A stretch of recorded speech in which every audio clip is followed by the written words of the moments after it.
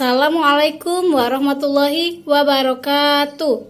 Saya Desta Ajeng Gifani, NIM 20302011161 dari kelas PGMI 4. Di sini saya akan membuat video untuk memenuhi tugas mata kuliah evaluasi pembelajaran dengan dosen pengampu Ibu Masnun Baiti MPD. Selanjutnya, adapun materi yang akan saya paparkan dalam video ini yaitu berjudul Uji Daya Beda. Baiklah, pertama, saya akan menyebutkan poin-poin besar dalam video ini yaitu ada 3.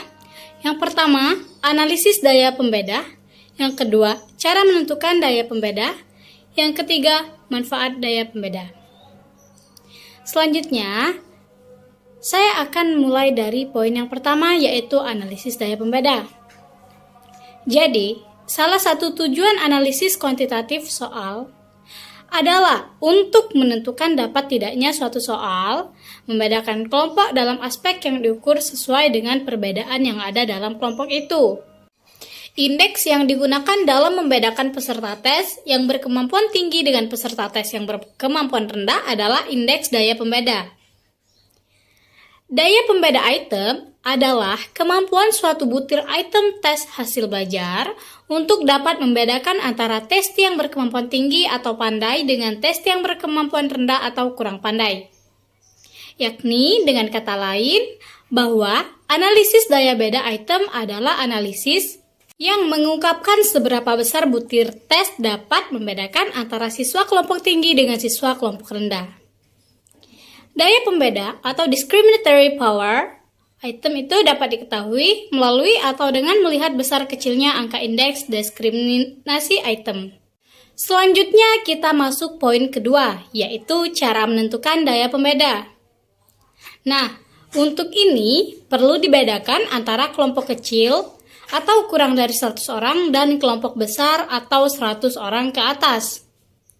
Yang pertama, untuk kelompok kecil, yaitu dengan cara seluruh kelompok testi dibagi 2 sama besar, 50% kelompok atas dan 50% kelompok bawah. Yang kedua untuk kelompok besar, yakni dengan cara biasanya diambil dari kedua kutubnya saja, yaitu 27% skor teratas sebagai kelompok atas atau GA, dan 27% skor terbawah sebagai kelompok bawah atau JB. Sekarang masuk ke yang terakhir, yaitu ada poin ketiga, manfaat daya pembeda. Yang pertama, untuk meningkatkan mutu setiap butir soal melalui data empiriknya.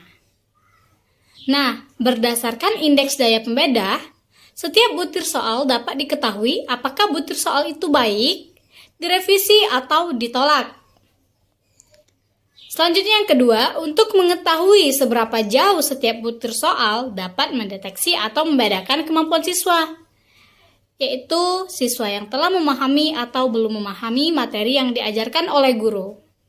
Mungkin itu saja pemaparan materi saya yang berjudul uji daya beda.